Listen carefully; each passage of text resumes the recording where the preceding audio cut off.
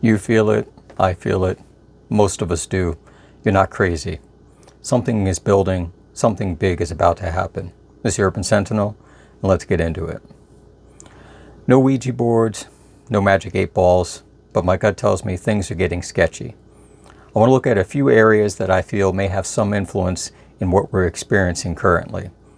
I want to look at the escalation in global conflicts, how the talking points about geopolitical tensions really aren't making anything better, the dissolving of the financial stability across the world and its effects on the global economy, and then lastly, that loose thread of our domestic tapestry with both we the people and they the politicians finding no stable or common ground to stand on. A global war and an arms race. The escalation is the core focus and the breakdown in global deterrence. It's the immediate risk of a major power confrontation that looms and has most of the world sitting on pins and needles. Currently, there are about 58 countries facing or actively involved in internal conflicts, whether it be civil wars, coups, or revolutions. And additionally, another 20 are engaged in some level of active conflict externally, directly against another country or proxy group. These conflicts pop in and out of the headlines, but they don't end when the media stops covering them. In many cases, they get worse when fewer eyes are on them, internationally speaking. Currently, much of the headlines rotates between Israel-Hamas and Russia-Ukraine. The United States has a heavy involvement in both theaters of operation. The longer we stay attached, the deeper the connection gets, the harder it will be to let go and get out when it's time.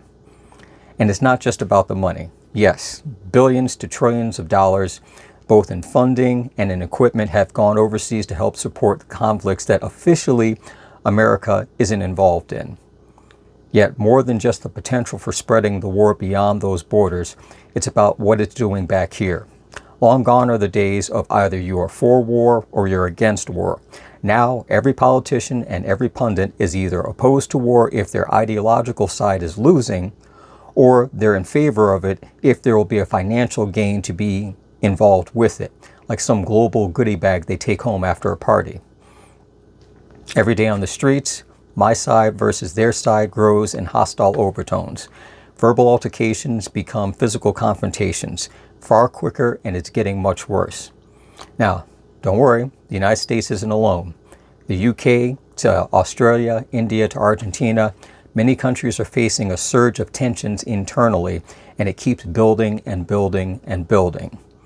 Yet somehow, lurking in the shadows, behind all of that, are the real threats, waiting for just this type of opportunity, waiting until we are so distracted by our own playground antics that we don't realize what's about to happen. Economies ebb and flow. Some do better than others, some do better than previous periods in time. Right now, too many belts are being tightened. The experts show a booming stock market that if you've got hundreds of thousands of shares, you'll make millions. And on the one hand, they can't also figure out how many people can't even make it between paychecks without having to go without. The avenues of investment that were wide open lanes have become limited access roads that only allows those either very comfortable enough to put money into and set the cruise control and let it ride on out. And if by some chance you have some extra cash, some spare money on hand, you probably can't risk investing that in anything because that's gas money, that's bus fare, that could be your one meal for the day.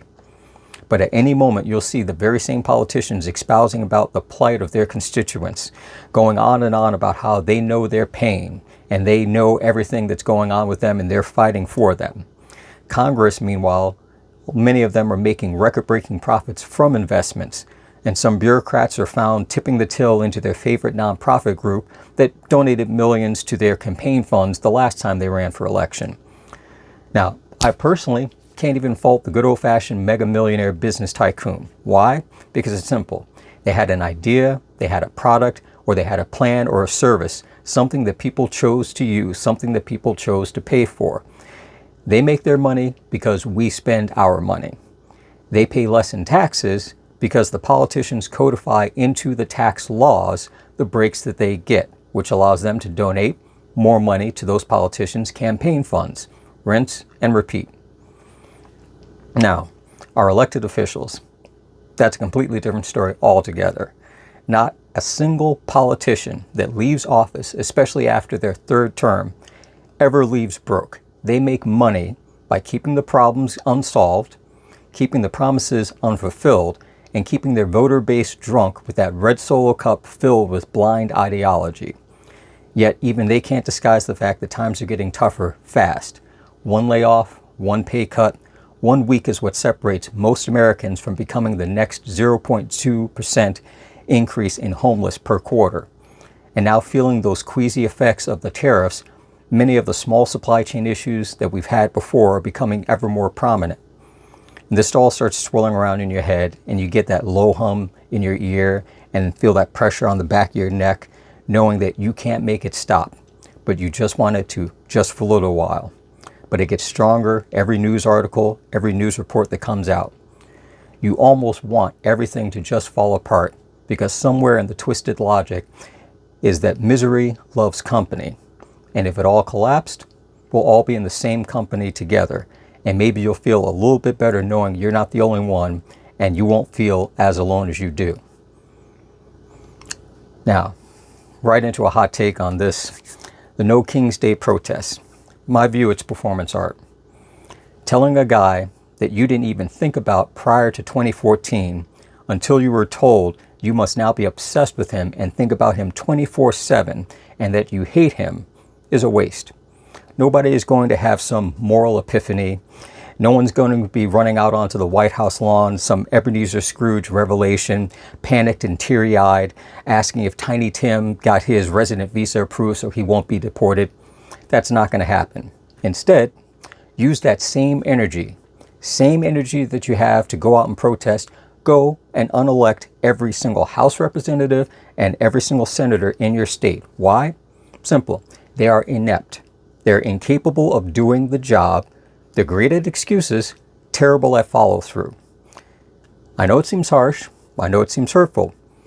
And that's okay, because they play the blame game, and the system is set up for them to do that. Now, to be clear, this is not a my side, your side rant, not at all. The only true sides in politics are people versus the politicians. And I'll give you a little example. When a politician says, we wanted to pass this bill in a bipartisan effort, but the other side didn't want to cooperate. And sometimes it's also immediately followed by, I will keep fighting for you and making sure you get what you need. That also depends upon whether they're in a re-election cycle or not. Now, the government loves paperwork, and if we could feed the government paperwork instead of tax dollars, that would be fantastic. Anyway, votes are recorded. Now, if you're looking for a particular bill from the Senate or from the House, you have to know the SB or the HB number. But the point I'm getting to is this. They take attendance and a vote count. Present, yay, or nay. That means your favorite politician may have physically been present, but chose not to vote at all. So when you count up the yays and you count up the nays, sometimes you discover that they in fact could have passed with majority vote, whatever that bill was. They chose not to. Usually it's because they know that it's a shit bill with no substance or a piss poor plan. So when it falls apart in the water, their hands would have been the last ones to touch it, which would mean that it would kind of give you second thoughts about re-electing them for the next term.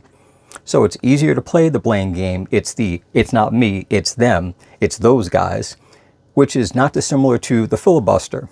Whomever is in the minority uses the filibuster like a political cock block. Then as soon as they become the majority, battle cries of we need to end the filibuster. Back and forth, like a tennis match that never ends. And it's that hypnotic rhetoric that lulls many people into a phrase that I call constituent complacency. You become accustomed to the rhythm and its soothing repetitiveness, and anything that threatens to disrupt it is met with an acidic vitriol. It's like one frog looking over at another frog and saying, "You are so cooked, dude," and the other frog saying, "No, you are." And then they start splashing each other back and forth with the water. Yet they are both literally sitting in the same pot, being slowly boiled, and neither realizes it because they've each gotten comfortable right where they are, and they don't want anything disturbing them. And that brings us to where we are right now. We've been conditioned to the point where many people want to decimate their enemies. They want to see them flayed and thrown into the fire screaming. They want to see them terrified and terrorized, forgetting that they are not enemies. They are our fellow Americans. And whatever warped, cathartic hell they envision and they wish upon some people is just a bitter reflection staring back at them in a mirror. Too many people are screaming at the top of their lungs, pounding their fists, stomping their feet, demanding that they want what they want, and if they don't get it, they are going to gleefully destroy everything. Every person, every relationship, every institution, and every idea that is not marching exactly in lockstep with theirs. Something big is going to happen. I just don't know if we're all going to be standing together when it does, or standing against each other. And that's all I got for you on this one. I'll catch you in the next one.